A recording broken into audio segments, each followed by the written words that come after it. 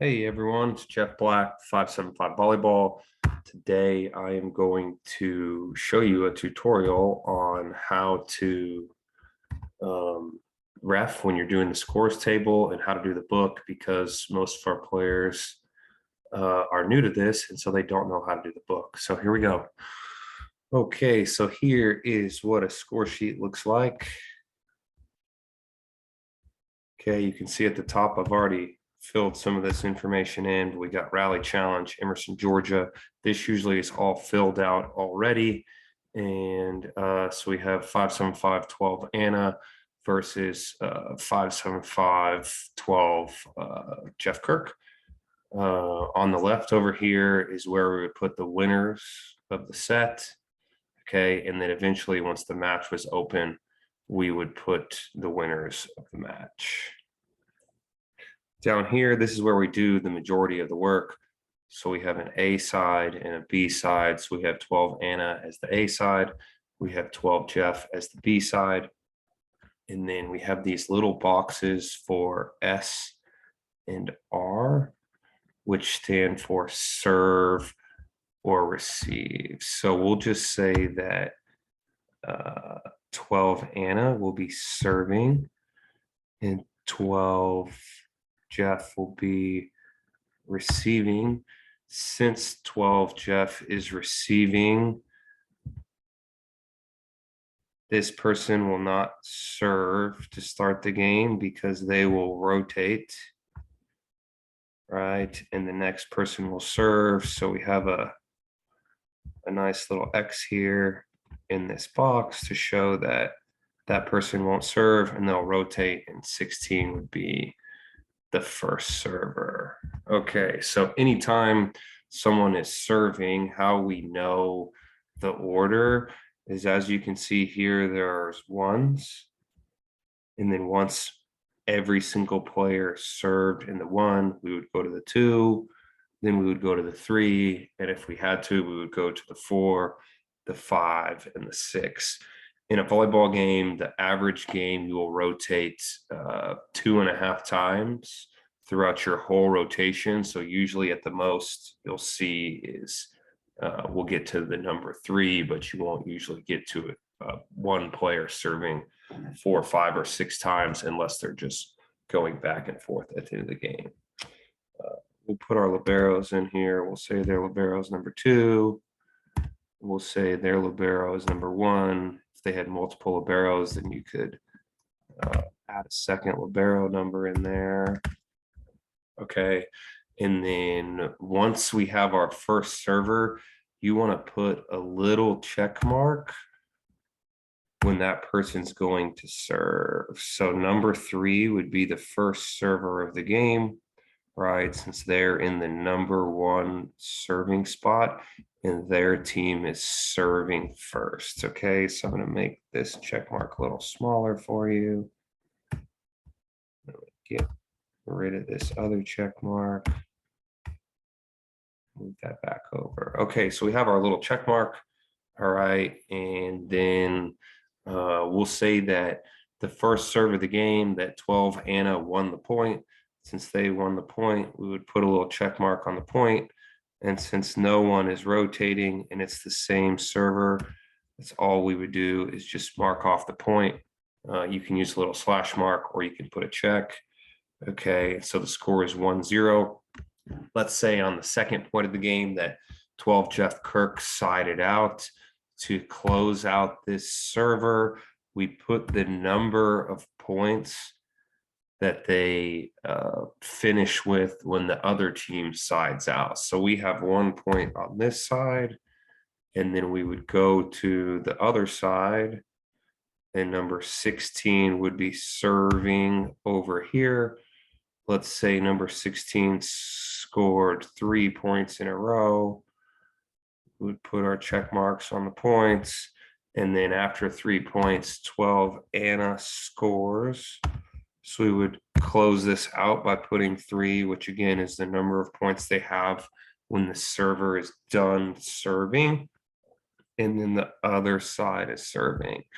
So back to the other side, our next server is number 11. Okay, so number 11 is serving. We also know that they sided out, so they got a point. So we check the point, we check the box for the next server.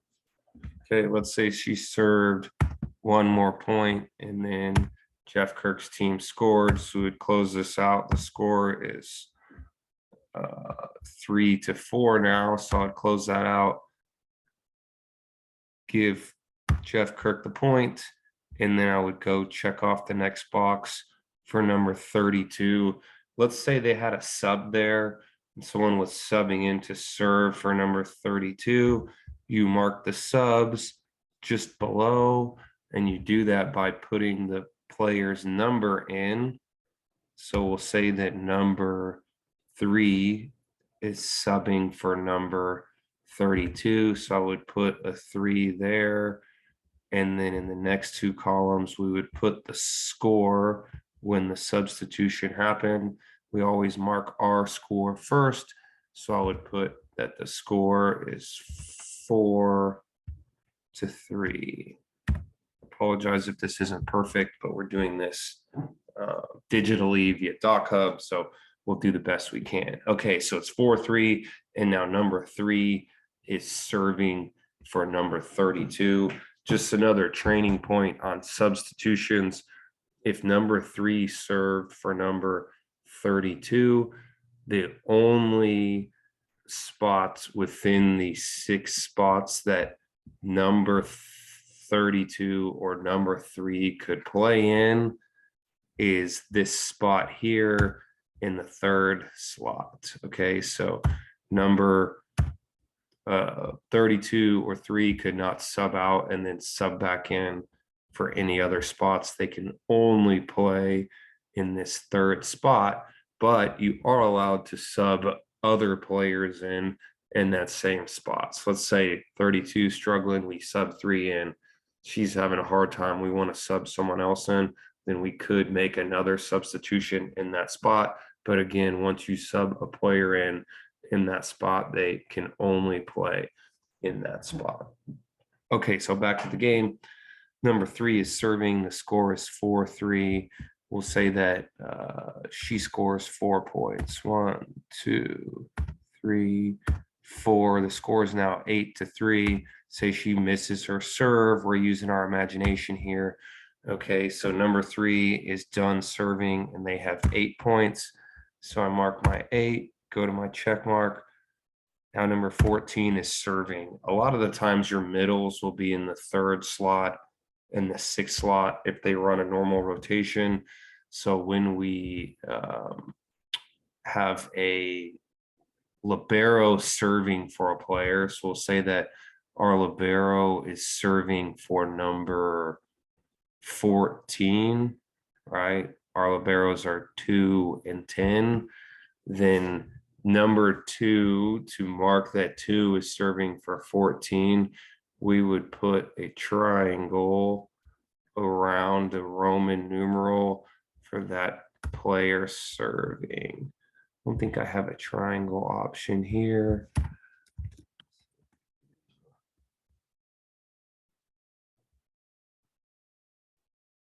This will work. We got a little caret. Okay, so we'll just use a square. Or sorry, here's my caret. All right, so we'll put our caret, our triangle over that Roman numeral. Technically, I would put it the other way, but it doesn't seem like it's going to let me within the software, but you get the point. So now we know that for number 3, that spot that the libero is serving for number 14. Okay, cool. So we'll say that the libero serves multiple points in a row. So we scored a few points, right? We got the point from siding out. And then we scored a few more points. So we're checking those points off. And again, nothing else has happened. No one's rotated. No one's subbed. So all we're doing is checking off the points. Once that person finishes serving, then we would, again, mark the the final point when they finish serving. So let's say the other team scored and it's 8-8 now. And then we would switch back to the other side. We would check this box off. We would give them a point since they scored. And we would keep going. Okay. And this is the general gist of the basics of how we do the score sheet all the way up to 25 points. Again, remember, once every single player had served, then we would go to the next box, which is box 2, and then we would go through box 2, box 3, and so on until the game was over. At the end of the game, there's a couple different things that you do. All right, so we'll keep going here, and we'll say that number 4 had a really awesome serving run, and she scored all the way to 25. She's on a roll. She's hot. She's on fire. As Lizzie from my team would say, even Antarctica can't cool her off because she is on fire. Okay, so we get all the way to 25 points. Again, I apologize because this isn't the best software to do this tutorial, but hopefully you get the point and understand what we have going on here. So at the end, we would cross off all the extra points. So from 26 all the way to 36, I would cross those out. And this team only scored 8. So I would cross all those out. The last points scored by the serving or receiving team, we put a circle around to show the end of the game.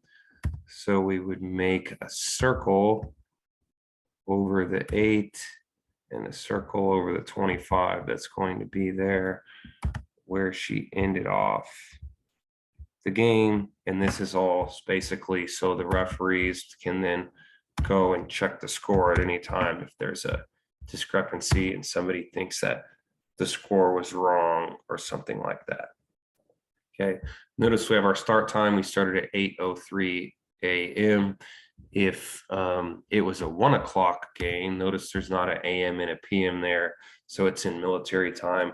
So let's say it's the game started at 1:03, we would put 13:03, and then this game was super fast because number 4 went on her great serving run.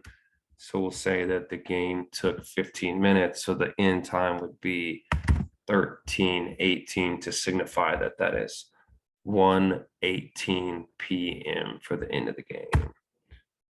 Okay, a couple more things to notice. We are in set 1 right now because of COVID and stuff. We are not switching sides, which makes our job much easier because then we do set 2, we would just write the same team names on the same side and keep going to make it the easiest on you as the person doing the scorebook. You always want the team on the side that they're playing on. So if 12 Anna is to our left and 12 Jeff K is to our right, on the left side we're going to put 12 Anna, and on the right side we're going to put 12 Jeff K. In club volleyball we get 12 substitutions. So one thing that I missed here that it's common to forget sometimes is crossing off the subs. Right, so I could cross off the sub there or put check. Go back to my check mark. Where did it go? Put our check there. Next person subs, we put another check and another check and so on. Again, we get 12 substitutions, so it's a courtesy to a coach to let them know when they have 5 substitutions left. So once we got to our 7th sub here, we would want to say, let the R2 know, who's the down referee official, the one that's not on the stand. Hey, this team, Jeff Kirk, he only has 5 sub left. subs left, so please let them know. And then again, once they got to 3 subs, we would let them know again. Each team gets 2 timeouts in a game. So if a team would have called timeout, let's say during number 4's incredible run, Coach Anna called timeout, and the score at the time was 8-15. Again, we always write our score first, right? So since they have 8 and the other side has 15, that's how we would write that on the score sheet. Notice over here for our work team, we fill out the work team. Okay, so our score is Casey Brown. We'll say that our second referee is me. Put our last name first and then our first name. We have our work team there, and we have SO, which is our initials for our region, which is the Southern region. So you'd always write SO there. And then once we knew that Jeff Kirk won the set, we would put 575, 12, Jeff K. And then we would write the score here. So the score was 25-8.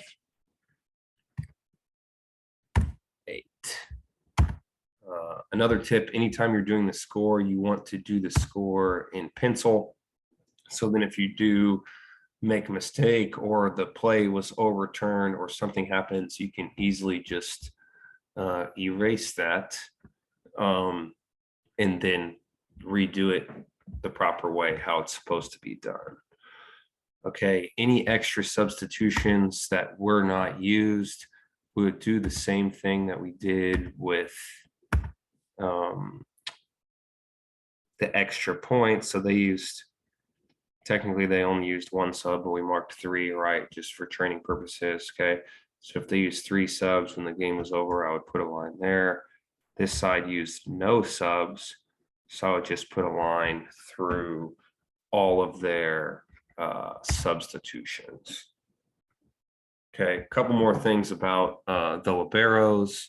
With the liberos, we get 2 liberos, but only 1 libero is allowed to serve, and they can only serve in 1 spot. So since number 2 served for number 14, okay, number 2 can only serve in this 3rd spot, and number 10 is no longer allowed to serve. Or sorry, yeah, number 10 is no longer allowed to serve in this game. We could, if we wanted to, have number 14 serve, or we could sub in another player who's a non-libero in to serve in that spot, and that is 100% legal. Cool. So when we went to our next set, we would do the same thing. We would write 575, 12 Anna. We would write 575, 12 Jeff K. The next set, the opposite team would be serving and receiving.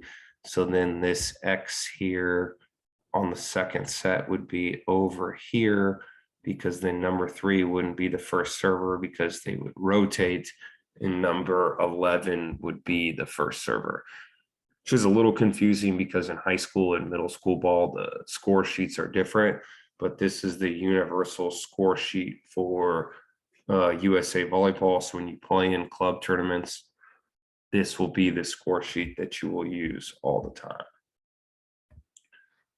That is your tutorial on how a score sheet works and how to do that. Once we had the match winner, we would write the match winner there.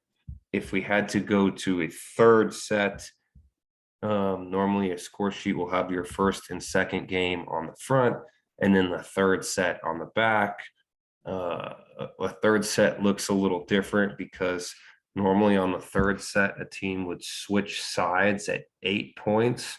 But again, due to COVID, we are no longer switching sides at 8 points, so you don't have to worry about the side switch. and how that works right now, we'll just write it very similar to how it is written here. A couple other things to note. For the warnings, the penalties, and the disqualifications, these rarely happen, but they do happen. The two most common could be a delay or a yellow card or red card for a coach or an assistant coach. Okay, so let's just say there was a delay because the team took too long coming out of the timeout. So we'll say Anna was really motivating her team in the timeout and she got a delay. Okay, we're going to put a D here for a warning for a delay. And they are team A, and they took the timeout at 8:15. So the score here would be 8-15.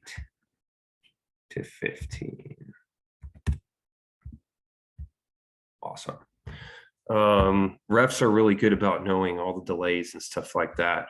And the biggest thing that you need to focus on when you're doing the book is just the process of going from the server to that team scoring to the next server.